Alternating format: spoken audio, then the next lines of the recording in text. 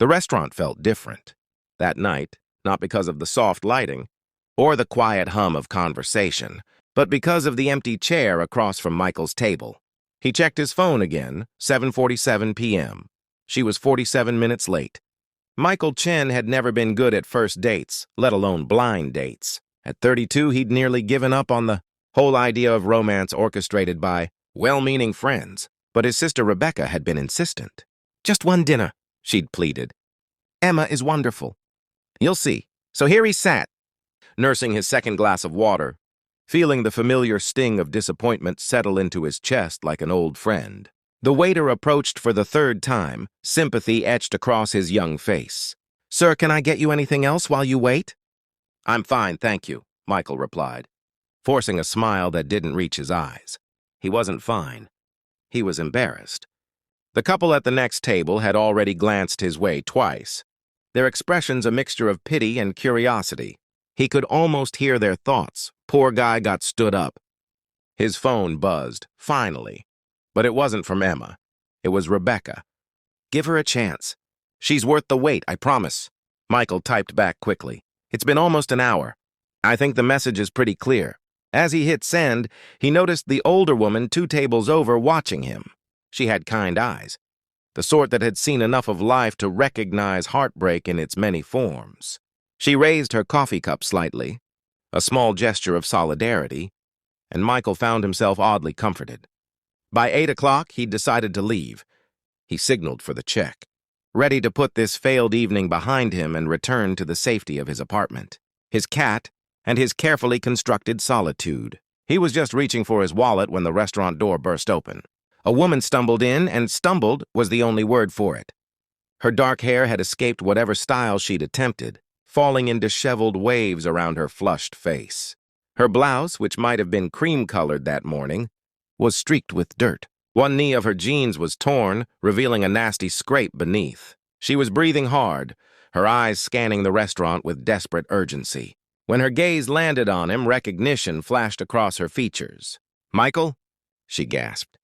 He stood instinctively, confusion replacing his disappointment. "Emma?" She rushed toward him, limping slightly, and he noticed her hands were scraped too, dirt embedded in the small cuts across her palms. "I am so sorry," she began, words tumbling out between labored breaths. "I know how this looks. I know you probably think... Are you okay?" Michael interrupted, genuine concern overriding his wounded pride. "You're hurt. What happened?" Emma looked down at herself as if seeing her condition for the first time. A laugh escaped her, slightly hysterical. "I'm a mess, I know. I should have called, but my phone died, and then everything happened so fast." "Sit down," Michael said gently, pulling out her chair. "Please, just catch your breath." The waiter appeared instantly with a glass of water, his earlier sympathy now replaced with obvious curiosity. Emma drank it in 3 long gulps, then finally met Michael's eyes. "I was on my way here," she began, setting down the empty glass with trembling hands. "I was actually early, believe it or not. I was so nervous about meeting you that I left my apartment. 45 minutes ahead of time. I was walking down Maple Street, you know. The one with all the old brownstones?" Michael nodded, though he had no idea why this mattered. "There was this little girl," Emma continued, her voice steadying as she fell into the story. She couldn't have been more than 5 or 6. She was standing at the corner, and she was just crying. Not the regular kid crying, but that terrified, lost kind of crying that makes your heart stop. Emma's eyes grew distant, seeing it all again. Everyone was just walking past her. I mean, I get it. In the city, you learn to keep your head down, mind your business. But she was so small, Michael. So scared. "You stopped," Michael said softly. It wasn't a question. I stopped.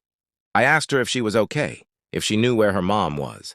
She just kept saying, "I can't find my brother," over and over again. Her name was Sophie. She told me she and her brother Tommy had been playing in the park. And then he ran off, and she tried to follow him, but she couldn't find her way back to where her mom was. Emma's hands were clenched together now, her knuckles white. I looked around for anyone who might be searching for a lost child. But the street was full of strangers, all heading somewhere else. I tried to flag down a police car, but none came.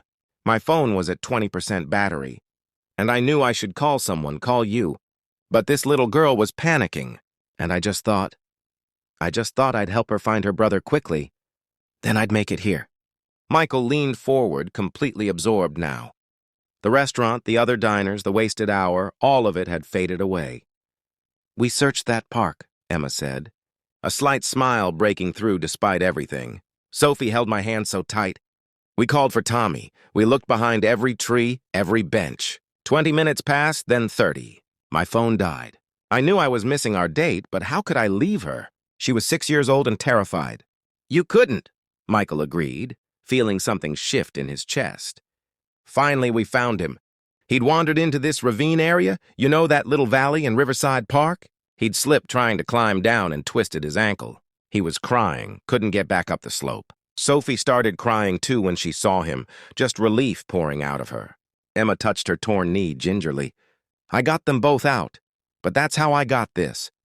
The slope was muddy from yesterday's rain, steeper than it looked. I had to half-carry Tommy out while Sophie climbed beside us. We finally made it back to the main park area, and I was trying to figure out what to do next when this woman came running toward us, screaming their names. Emma's eyes filled with tears at the memory. Their mother. She'd been searching everywhere, had already called the police. When she saw them, when she saw they were safe, Michael, I've never seen someone cry like that from pure relief. She just dropped to her knees and held them both. And she kept thanking me, and I kept thinking about you waiting here. Checking your phone, thinking I'd stood you up. A tear rolled down Emma's cheek. The mother insisted on calling me a cab since my phone was dead. But it took forever to get one in the evening traffic. I kept imagining you leaving, hating me, thinking I was just another flaky person who didn't respect your time. And I wanted to be here so badly. Not just because Rebecca spoke so highly of you, but because I wanted to be the kind of person who shows up when she says she will. Michael felt his own eyes burning. He looked at this woman, this stranger who was supposed to be a carefully arranged first date, really looked at her. She sat there bedraggled and apologetic, her clothes ruined, her hands scraped, her eyes anxious and sincere. She'd sacrificed a first impression, maybe even the chance at a connection, because a frightened child had needed help. Emma, he said quietly, reaching across the table. She looked at his extended hand in surprise, then placed her torn palm in his. Thank you for being late. Her eyes widened. What? Thank you for stopping. Thank you for helping that little girl. Thank you for being the kind of person who puts a child's safety above everything else, even a first date. His voice cracked slightly. Thank you for showing me that. There are still people in this world who choose kindness when it costs them something. Emma's tears spilled over freely now. You're not angry? Michael laughed, wiping at his own eyes with his free hand.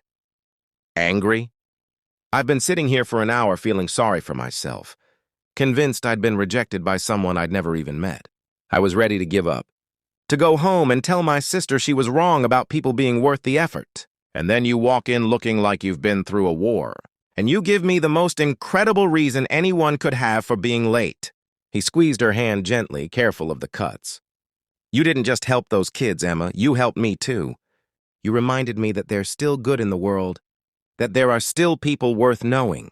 The waiter returned, his expression now openly moved by what he'd clearly overheard. Can I get you both started with some appetizers? He asked, his voice gentle. Maybe some bread and we can get those hands cleaned up? Emma laughed through her tears. That would be wonderful, thank you. As the waiter left, Michael released her hand but held her gaze. I want to hear everything else. I want to know about you, the real you. Not the polished first date version, but the person who ruins her clothes and misses appointments because a child needs help. Even though I look like I've been mud wrestling? Emma asked, gesturing at herself with a watery smile. Especially because of that, Michael replied. That tells me more about who you are than any perfectly orchestrated first date ever could. They talked for 3 hours. The restaurant staff, understanding something special was unfolding, never rushed them. Emma called Sophie's mother on Michael's phone to check on the kids. They were fine, eating dinner, already treating the whole adventure as a story to tell. Michael told Emma about his own sister, about how Rebecca had been right about Emma being worth the wait, more right than she could have known. When they finally left the restaurant, stepping out into the cool night air, Michael realized something profound had shifted. He'd come to this date expecting small talk and polite conversation, hoping at best for some chemistry that might justify a second meeting. Instead, he'd witnessed something rare, genuine goodness in action. Emma hadn't helped those children because anyone was, watching or because she'd get credit. She'd helped them because it was right, even when it cost her. "Can I walk you home?" he asked as they stood on the sidewalk. Emma looked down at her torn jeans and scraped hands, then back at him. "I'm warning you, I live 12 blocks away. Are you prepared to be seen with someone who looks like they lost a fight with a park?" "I'd be honored," Michael said, meaning every word. As they walked through the city streets, side by side, Michael thought about all the first dates he'd had, the ones where both people showed up on time, said the right things, and parted ways with promises to text that neither meant. None of those dates had meant anything. But this one, this chaotic, delayed, imperfect meeting with a woman who chose compassion over convenience, this was something real. Sometimes the best things in life don't arrive on time. Sometimes they arrive exactly when they're supposed to, in exactly the way they need to, even if it's an hour late and covered in mud. Sometimes being late is the best thing that could happen, because it reveals the truth of who someone really is beneath the surface they present to the world. And as Michael walked Emma home that night, he realized he'd just met someone truly extraordinary, not because she'd made a grand gesture, but because when faced with a choice between her own interests and a child's welfare, she hadn't hesitated. She'd chosen kindness. His eyes had filled with tears when she told him why she was late. But they were good tears, the kind that come when you witness something beautiful, something that restores your faith in humanity. Emma had been late for their blind date, and in being late, she'd shown him exactly why she was worth waiting for.